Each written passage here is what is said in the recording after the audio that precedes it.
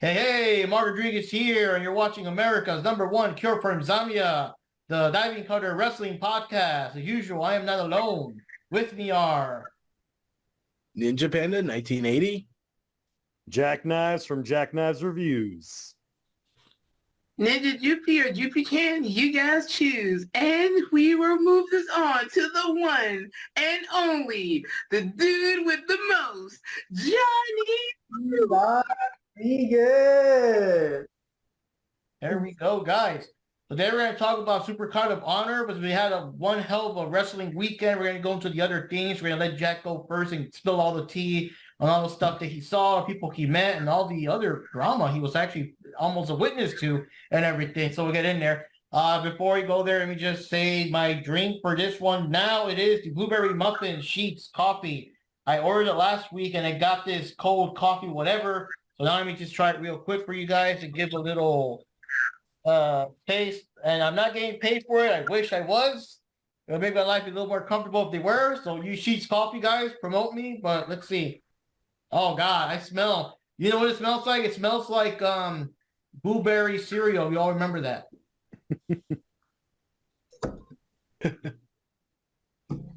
Oh wow. Wow, yeah. I taste more blueberry than coffee. It's blueberry with a slight coffee aftertaste. But yeah, I'll be floating around all day. I already drank a cookies and cream one earlier, but I already tasted it before, so I'm gonna be hyper. I'm gonna be laughing at Kira all night, you know, all that stuff. So yeah, Jack, tell us about the wonderful, delightful experience. Well, let's see. First of all, before Wrestlecon, I actually got to go to Multiverse of Madness, the New Japan Impact crossover show, and I actually snuck into the Mark Hancock Memorial Super Show, which was a freaking awesome show. It had showcases from TJPW. It had matches from Impact talent, AAA talent, different versions of the indies, all these people just colliding with each other. The main event having Vikingo defending his AAA mega title in a triple threat match, which was him versus Black Taurus, and I forgot the other person. That was just like banger after banger after banger. And it was really cool to see like this kind of collaboration of different talent, all for Mark Hancock, who many people may not know, but he was actually one of the founding original members of Wrestlecon. They do a memorial show for him every single year. I believe he died of cancer, and he was the biggest, and I mean bigger than all of us combined, wrestling fan. He actually was friends with a lot of wrestlers from around the world. Like he was friends with WWE talent, New Japan, Ring of Honor, AAA, CMLL, ECW, WCW, all these people loved him. And he was just like a sweet, sweet guy. But it was really cool to see like a big tribute show to him and, you know, getting to see it for me for free. And then on to the New Japan Impact show, getting to see New Japan talent colliding with Impact talent was just really, really cool for me. Getting to interact with the crowd. There were parts where I had to do the infamous put him in a body bag during the thing. I had to do it. And there were a couple interactions with me and the crowd, us like hyping each other up. There was actually like a good solid, the main event was, there were two changes in the card. Originally it was supposed to be Kushida versus Josh Alexander defending his Impact, but unfortunately Josh Alexander had to vacate the Impact World title. So Kushida instead fought Lio Rush in the main event, which was also a fantastic match. But before that, the other match that was hyped was the New Japan Strong Openweight Challenge, New Japan Strong Openweight Championship, having the dream match that Japanese fans have been wanting to see for years. Kenta versus Minoru Suzuki. And it was just fight, hit, punch, kick. It was Kenta just interacting with the crowd. There was even a guy who was in front of me saying, Kenta, your book sucks. because he made an autobiography about himself, and he would just go, "Shut up." It was great. It was great. Eventually, Kenta, doing the Bullet Club thing, had to do some not so clean ways of retaining. But it was a great match. It was a fantastic fight.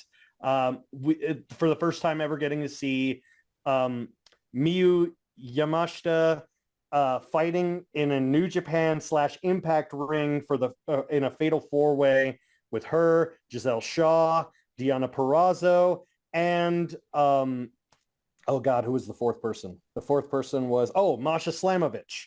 Oh. So that was a freaking that was just a hell of a match. Just getting to see them all do like spots, but like all just doing great things.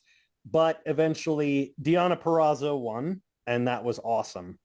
So going into WrestleCon, I have a couple things of swag. As you could tell, I have a Bret Hart's sunglasses. I got these at WrestleCon.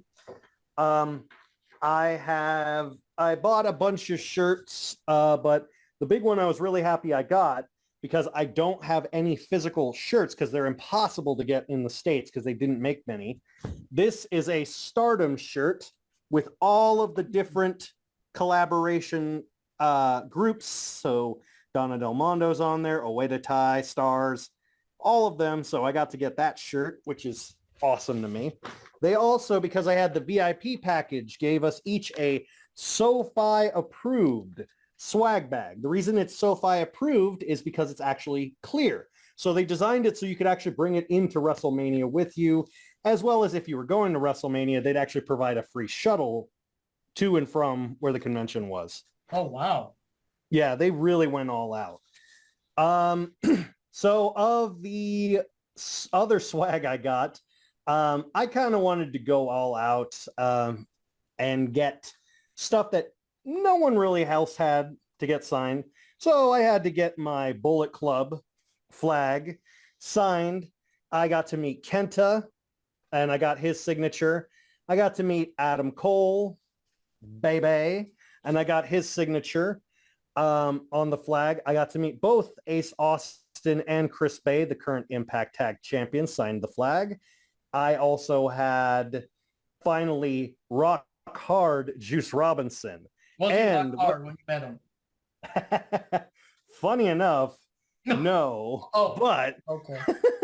I actually got some very exclusive information from Juice Robinson prior to what happened on Impact.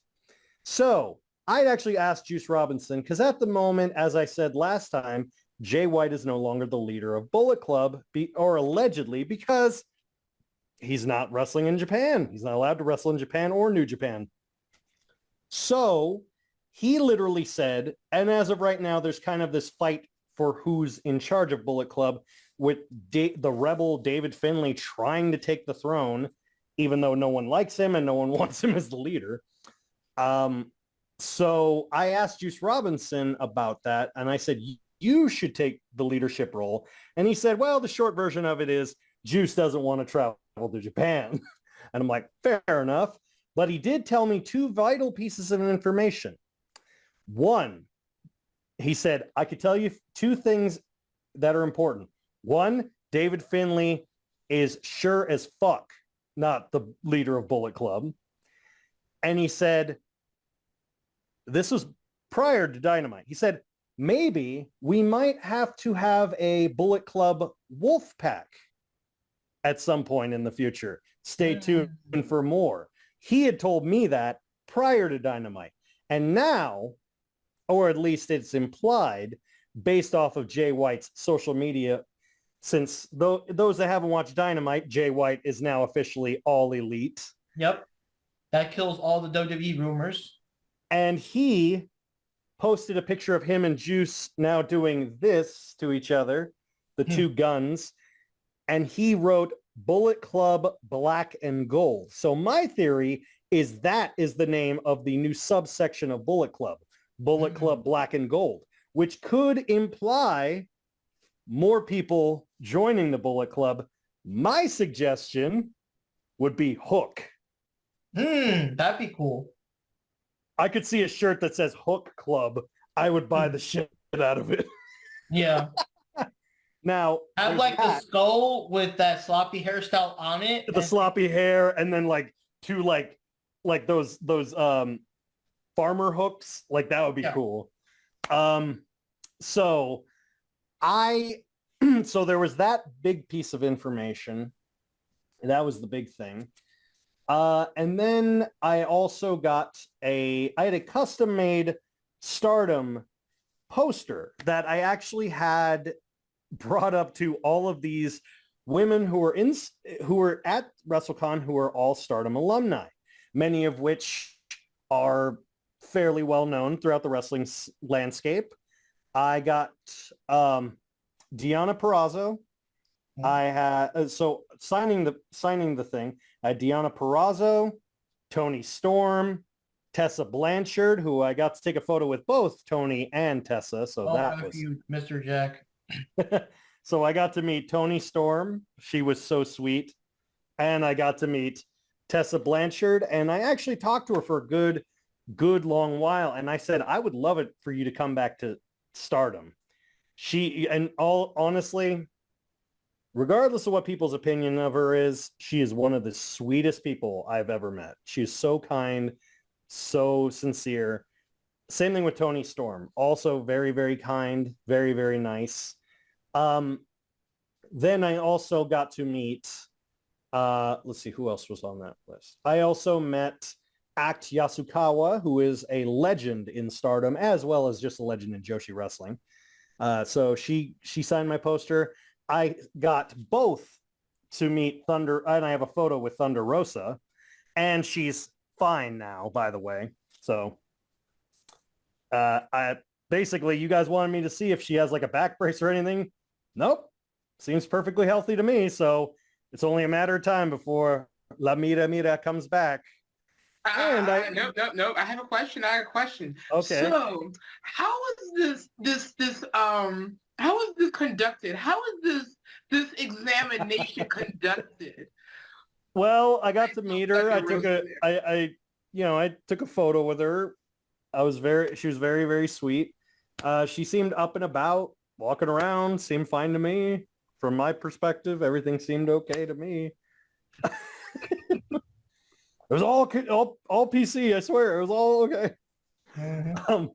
So she didn't call you Papi or anything? No. Okay. I also... also, I just want to say I wouldn't be me if I didn't ask these kinds of questions. I understand. Because you guys don't have to. I will ask them for you. I also got to meet her old tag team partner in Stardom, which is also why she's called Thunder Rosa. I got to meet her tag team partner who was there, La Rosa Negra. She was there. Yeah.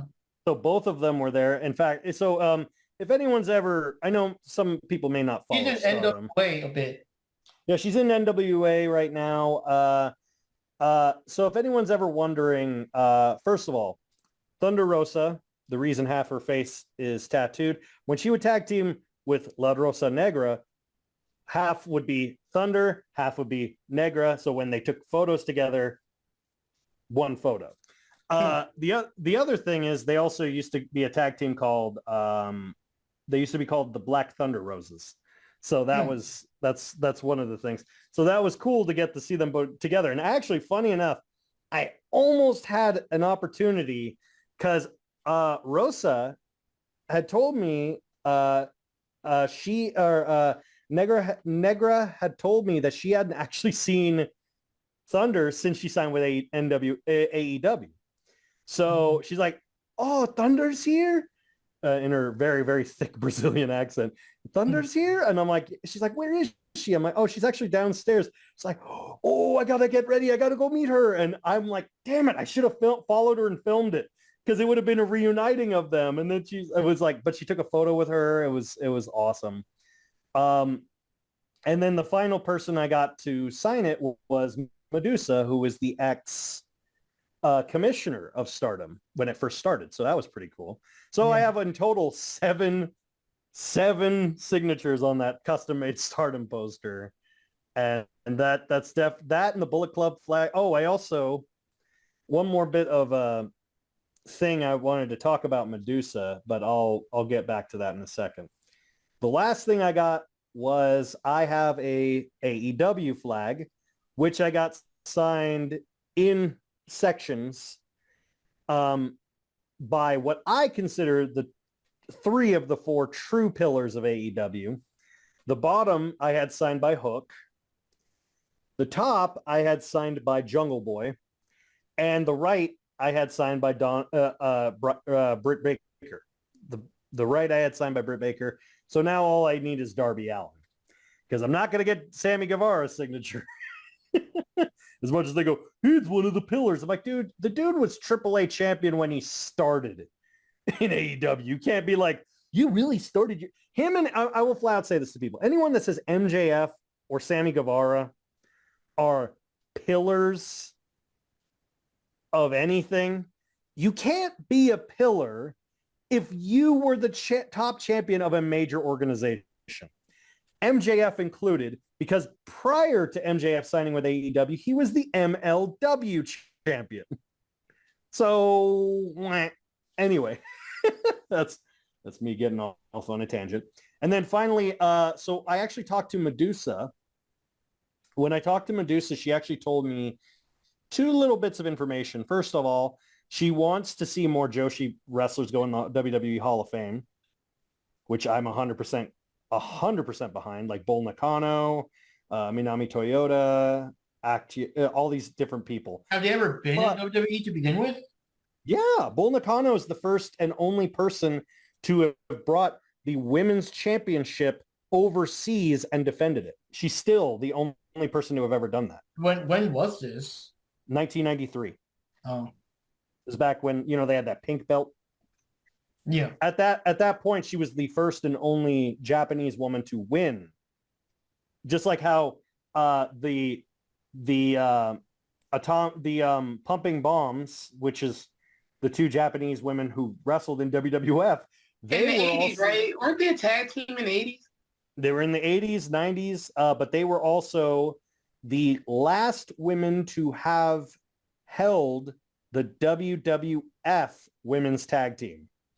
So, and then, Vince was like, wow, they don't want to see that. They want to see tits. Wow. Anyway, that's good shit. Anyway, so that whole thing happened. And then someone else you got a photo of. Oh yeah. I did. Yes, I also got to meet Hiroshi Tanahashi. So that was a dream come true for me because it's the ace. He was so cool. I actually got him to sign my replica IWGP heavyweight championship. So that's cool. And yeah, he was so cool. He was so nice, very, very friendly. Speaks pretty okay English though. Now I just need to meet Okada and I'll be all set. Should I talk about the Nash thing or nah? If you want, but there was someone else you got a picture of, remember? From that's currently a member of the Blackpool Combat Club. Oh yes. I also got to meet Bryan Danielson, the American Dragon, and I had a whole. He was so nice. He was so cool. Very, very friendly. I told him, hey, I followed your whole career. I followed your whole career from, Ring of Honor all the way up to WWE up to now. And, I'm so happy you got back in the ring. And he's like, thanks, man. He's like, is there a favorite match of mine you like? I said, probably the war you had with Nigel McGuinness, where it was for the Ring of Honor Pure and World title, where you won both. He said, yeah, that took a lot of years off my life. He said, it's one of my favorites too, but it took a lot from me. I'm like, I know what I say to him. I know I would say this much. I know I really, really, really, really started liking you after you lost to Sheamus after like 5 seconds. Which is really funny because it's actually one of his close friends is Sheamus, so that's kind of funny. But so yeah, that was that was most of what I experienced at WrestleCon. Like I said, I got to meet so many people. Also got to meet Jake the Snake Roberts. Oh, and I talked to Adam Cole when I got his signature, and I mentioned to him, I said, hey man, I'm really, really happy you're back. You know, me and a lot of the wrestling community were worried about you, whether you'd come back or not. And we're happy you did. He's like, thanks, man. He's like, thanks, man. It really means a lot. And I told him, I said, also, I love your Twitch channel. And as soon as I said that, he's like, oh man, when I'm done with this, I'm going to go straight home and play the Resident Evil 4 remake. I can't wait. And I'm like, I know. I remember when that game first came out, and I'm like, this isn't a Resident Evil game. He's like, I know, but it's so good though. It doesn't feel like a Resident Evil game, but it's so, and we started talking about video games. It was really cool. I'm like, I got to tell Mark about this. And then I even said to him, when the hell, I said, if Kenny can make a cameo in a wrestling promotion video game, why in the hell are you going to be in a damn video game? And he goes, that's what I'm saying. He said, yeah, what the hell? What the hell? Why am I not in a video game? I'm like, yeah, Kenny's in Yakuza 6. Why the hell aren't you in a game? Wait, for real?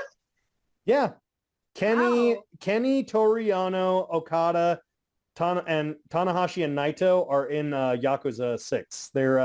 They play the five ex-bosses, and they're playing themselves, and it's like a mini game where you do like battle tower defense, and then like you get to pick which team. It's like, you need to take out the Rainmaker, and every time Okada does that, dollars shoot out.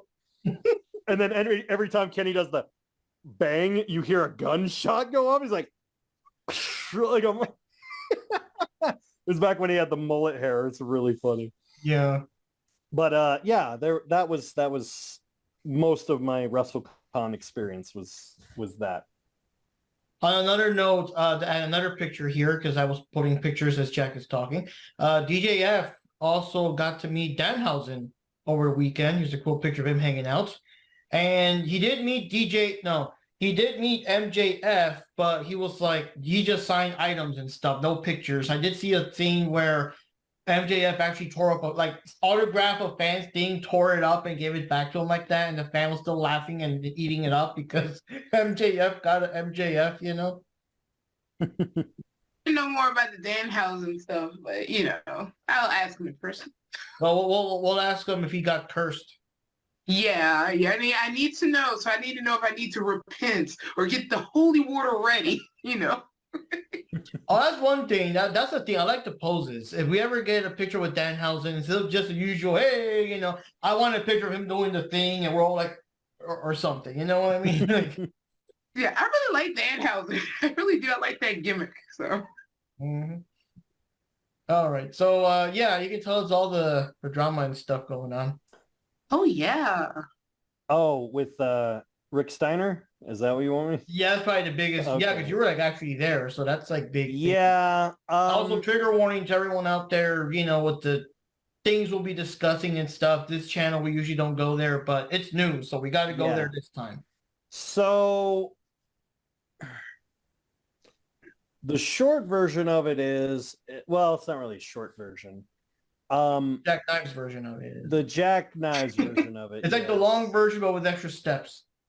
The problem is I don't know what I can say without getting in trouble, because the thing of it is they didn't want us to divulge too much, because they actually had the staff come up to us.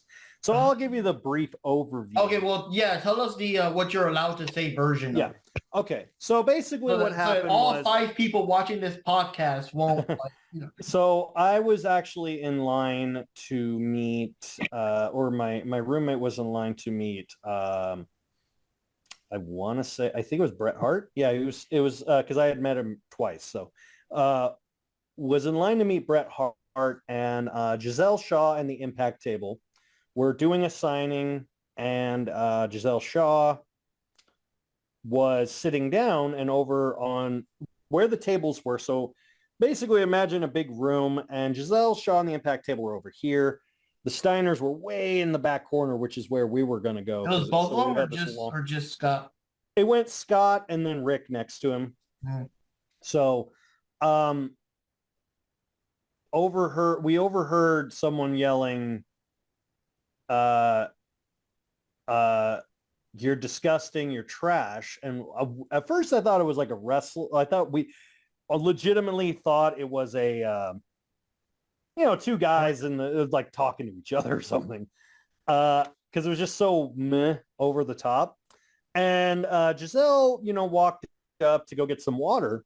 And all of a sudden, so she was walking this way to go get some water. And apparently at that point, Rick Steiner had stood up and he said, you're fucking filth. You're a fucking disgrace. You're a fucking dude. And Giselle was like, we didn't realize who he was talking until he said it and he was pointing. And Giselle's like, excuse me? And he said, then he repeated it. You're fucking disgrace. You're fucking filth. You're disgusting. You're going to go to hell, all this shit. And she's all like, sir, don't be disrespectful. She's like, please don't be disrespectful to me. I'm not disrespectful to you. And then he kept saying it. He's like, oh, you got a dick, all this shit. And for those that may or may not know, Giselle Shaw is a post-op trans woman, and she's the first trans wrestler signed to Impact Wrestling. So technically she would be the first she'd be the first. Yeah, she's technically the first post-op trans person signed to a major wrestling corporation. So also Nyla Rose is Nyla's not post-op oh. that I'm aware of. Maybe it is. I don't know. Not my business. Anyway. And also for everyone, just in case there's any doubt, we're all here saying we do not agree with anything that Scott Steiner said. So let's make that perfectly clear. Rick Steiner. Rick Steiner. Yeah, so perfectly clear. None of us here agree with what he said, just so you all know. I do not at all. And what was so funny was not funny, haha, but it was funny in my head. When I was watching this, I'm like, this is insane. And as they're basically what happened was Giselle, 100% to her credit, she should have fought back. But she said, please don't talk to me that way. Please don't be disrespectful. And then proceeds to walk to her table and sit down, doesn't say anything, but just kind of has like this look on like, man, I can't believe this happened. And then Rick Steiner proceeds to stand up and walk towards her table to repeat it. So now at this point, he's not just saying it. He's going out of his way to come to her and repeated this shit. And so shit. The interesting thing I'll have to tell you guys off camera, but one of the Impact talent stood in front of Rick Steiner as he's saying this shit and saying, get the fuck out of her face, leave her the fuck alone. And he said, no, she's filth and da-da-da-da-da. Then Scott came up to defend his brother. Didn't say anything, but he was just kind of like, he saw that it was getting heated. He was trying to like trying to back up, keep his brother back up, like, oh, don't hold me back kind of thing. Yeah. And then Scott proceeded from doing that to turn around. And then I guess the Impact talent said, you're disgusting. You're disgusting for saying this stuff. And then, then Scott went from backing up his brother to turning around towards facing. And then an independent wrestler who is, I'll give vague descriptions. Ricky Rocks, we knew it was him. I'll give vague descriptions and you mentally can fill in the blanks. A independent talent who is very big came in, stood next to the Impact talent. Then a AEW talent came and stepped up and defended. And then a very famous, how do I say this? A very famous older wrestler came to defend and basically said, we should all I think we should all go, in the most Clint Eastwood voice, said, I think we should all go to the table and go to our separate booths. And then they all scattered and and then the security told us, hey, don't post any of this. Don't, if you do, you're permanently banned, and then, all this shit. So we said, no. But what's so funny is the whole crowd started when this was going on. When this fight was going on, the people in the lines, including myself, were like, fuck you, Rick, fuck you, Rick, fuck you, Rick. And then when they were saying that, I said, your son's better than you've ever been, which is true. Now you see, that was the moment where you should have been, put him in a body bag. Yeah. So his son is Braun Breaker, who's... So I literally said, your son's better than you ever were. And then everyone started laughing when I said that. But here's the thing that blows my mind. Now follow me on this. In what world did Rick Steiner think he had the high ground? Insulting a trans person in LA. He's in Los Angeles. That's like someone yelling the N-word in a Clippers game and being shocked everyone's angry at you. Like, what? Like, I don't think you thought this through, sir. I mean, like, his claim, and it's so funny, and now he's officially banned, perma-banned from Wrestlecon, and apparently, in speculation station we're going on, choo-choo. Anyway, but apparently now apparently WWE are punishing, subsequently story-wise, Braun Breaker. Oh, that sucks. Because they can't do anything to his dad. They could remove him off the Hall of Fame or something. Like, yeah, they could. It's like, we're gonna take the W. No, because then you'd have to take it away from Scott, because they're both in it together as the Steiner brothers. The Steiner brother. Just drop the S. Well, if they could erase Hulk Hogan for a while, I don't see why they can't erase Rick. I mean, maybe yeah, just Hogan of all people was not safe. So all I'm saying is his feud with Chucky should have ended with a knife fight. I'm just saying. Yeah, Will knows what I'm talking about. Well, Oh yeah. Oh, I I will definitely say do. this, Jack. Thank you for explaining that story, because there was the one thing I couldn't figure out is why I had no videos or anything surfaced from it. And like you said, if anyone posted stuff up, you'd be perma-banned from going to WrestleCon again. So I guess more people would rather just tell the story as opposed to risking getting banned. But the one plus side is literally, because this happened on Friday.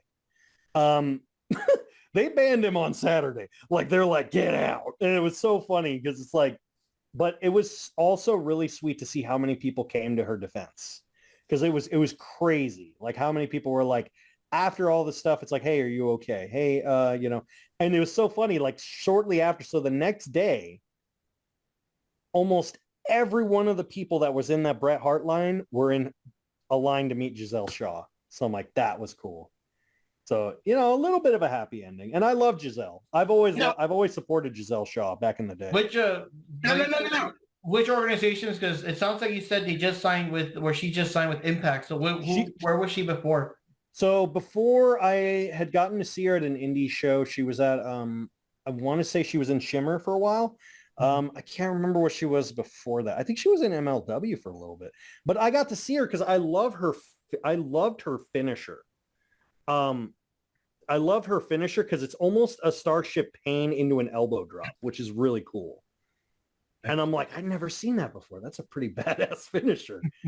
and it's so crazy how, if you ever watch clips of her, how talented she actually is, considering she's only been wrestling for about 2 years. Like when you see those wrestlers, we all know those kind of wrestlers who it's like a fish to water. Like, how have you not been doing this as long as you have?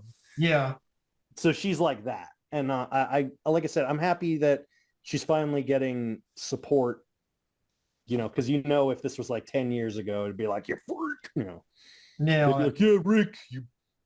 I'm like, but to be fair, it's funny when Rick Rick Steiner's biggest claim to fame. I mean, think about his nickname is solely based on the fact that he's ugly. His nickname is the dog-faced gremlin. Gremlin. That is the most fucked up nickname I've ever heard of. You might as well just call it the pizza-faced fuck-face or something like that. Here's the pizza-faced piece of oh my God. Yeah, that's what I've been calling for the past few years, and you already know my history with him, so. And the bad thing is, like, Scott Steiner, like, you know, got out of the shadow. You know how they were both kind of like football player types at first, you know, when they were a tag team. And Scott Steiner kind of stepped out of that, you know, Mr. Book Up and the and now he's got a position of all time. But the thing is, he has his legacy now. But unfortunately, Rick just threw his out the window. He'll always be remembered now as the dog-faced gremlin and that one transphobe that got like perma-banned from WonderCon that 1 year. You know, so way to go. You tarnish your legacy. Yeah. And you know that these wrestlers, some of these wrestlers, Rick is one of them, they use these signature photo ops to help pay their bills. So like, you just screwed yourself as far as your income. Like a good example, like, I will say Scott Steiner is smart because he actually owns his own, he owns a chain of Shoney's. So he actually is like, oh, he's like a franchise owner. So he actually has like a business. So he's got like a funneling income. Rick Steiner doesn't have shit. And now he's got less. Yeah, he's got even less. I kind of don't see him on the guest list of Steel City Con anytime soon. Don't think so. Wait, I have another question about Wrestlecon. It's like one of the most important questions that must be asked. Mm-hmm. Did Virgil have a stand somewhere there so you can go and get like by the parking lot or something, maybe? He wasn't even there. Of course he wasn't even there. Although one thing that really broke my heart, I will say, Molly Holly, they didn't even get her a booth. Like she actually had a little, almost a TV dinner tray stand. And it was in the hallway. Like it wasn't even around people. And so I'm seeing Molly Holly of all people. This girl's a WWE Hall of Famer. And she's in her Mighty Molly cape. And she's standing in the hallway. I'm like, oh. And I'm like, wait a minute. How in the hell? Well, now how in the hell does Ron Simmons have a booth and you don't? Did she have a line at least? No. Oh. She only had a couple people occasionally go by and got to meet her. I told her I love you, Molly, and she's like, man, how like I feel like if like whatever she was charging, we would pay her double and just have a little skit with her or something. Well, in the defense of WrestleCon, she technically wasn't on the website.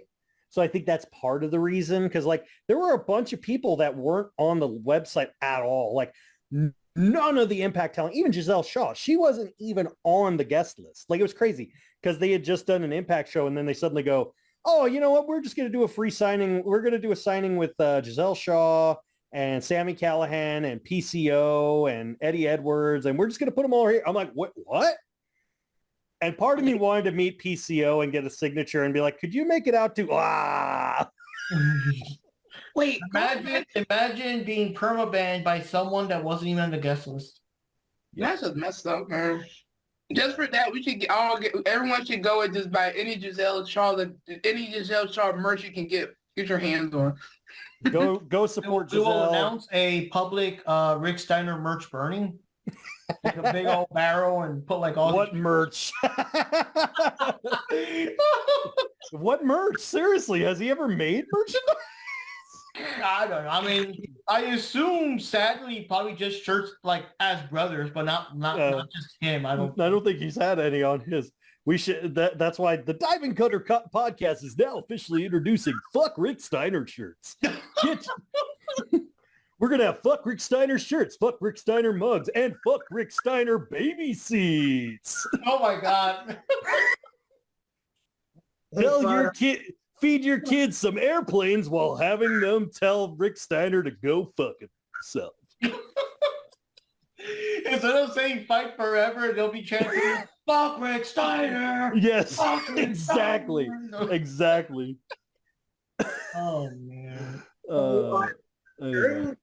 Dirty presence after all that shit happened? Because that just sounds like it's horrible. I mean, It was just it was awkward. I want to say like about an hour or two after. I wasn't there. I just heard it through the grapevine. Apparently he was escorted by security out of the property. That's what I heard. I can imagine after all that shit went down, someone's like, so about that Bret Hart. Hey, number one. Hey! What was so funny is the booth went from the booth was like it was a big booth and it was a table and it had half Scott Steiner's, half Rick Steiner's on Friday. And then Saturday, the whole table's just Scott Steiner.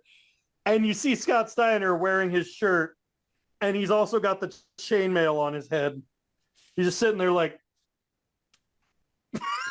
Yeah. I will have to say, with when I was listening to like Jim Cornette's take on it, because when he heard about it, he gave his opinion on it. Even he was like, he didn't understand why anyone would do that. Because he say he's not against anyone that's whatever. He's just against those types of shit wrestlers. That's his only discrimination. well, Giselle's actually not. That's the funny thing is Giselle's not a shit wrestler. She's actually a He said legit- that too. He said something like that too. Because he said he wasn't familiar with it, so of course he can't give an actual opinion on it. she But wrestles. he said you shouldn't be, do what Rick did. of She course. wrestles similar to like I said, she's one of those women who's like, oh my god, I can't believe how good she is compared to she wrestles, I want to say if you combined